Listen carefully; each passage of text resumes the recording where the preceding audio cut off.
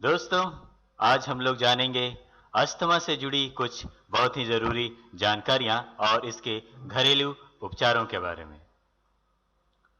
Asthma कहें या हिंदी में दमा, ये एक श्वसन तंत्र की बीमारी है जिसके कारण सांस लेना मुश्किल हो जाता है, क्योंकि श्वसन मार्ग में सूजन आ जाने के कारण वह संकुचित हो जाता है।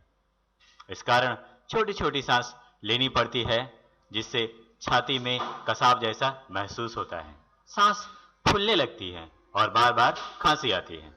इस बीमारी के होने का कोई विशेष उम्र नहीं होता, ये कभी भी और किसी भी उम्र में हो सकती है।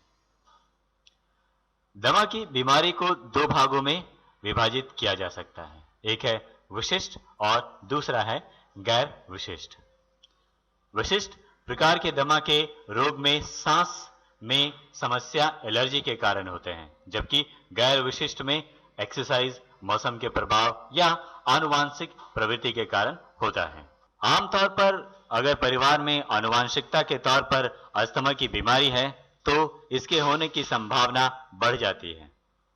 अस्थमा कभी भी ठीक नहीं हो सकता, लेकिन कई प्रकार के ट्रीटमेंट के द्वारा इसके लक्षणों को नियंत्रण में लाया जा सकता है या बेहतर रहने की कोशिश की जा सकती है। आइए जानते हैं दमा रोग के लक्षण के बारे में। दमा रोग में रोगी को लेने तथा सांस को बाहर छोड़ने में काफी जोर लगाना पड़ता है। जब मनुष्य के शरीर में पाए जाने वाले फेफड़े की नलियों की छोटी छोटी तंतुओं में अकड़न युक्त संकुचन उत्पन्न होता है तो फेफड़ा सांस की पूरी खुराक को पचा नहीं पाता, जिसके कारण रोगी व्यक्ति को पूर्ण श्वास खींचे बिना ही श्वास छोड़ देने को मजबूर होना पड़ता है। इस अवस्था को दमा या श्वास रोग कहा जा सकता है। अस्थमा रोग की स्थिति तब अधिक बिगड़ जाती है जब रोगी को सांस लेने में बहुत दिक्कत आती है, क्योंकि वह सांस के द्वारा जब वायु को अंदर ले जाता है तो प्रायः सांस के अंदर लेने में कठिनाई होती है तथा सांस को बाहर छोड़ने में लंबा समय लग जाता है। दमा रोग से पीड़ित व्यक्ति को सांस लेते समय हल्की हल्की सीटी बजने की आवाज भी सुनाई देती है। ये थे लक्षण।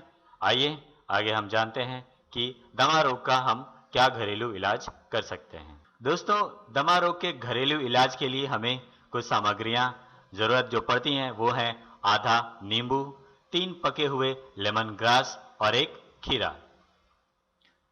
आइए जानते हैं इसे बनाने की विधि के बारे में। नींबू का रस निकाल लें और बाकी की सामग्री के साथ ब्लेंडर में डालकर मिक्स करें।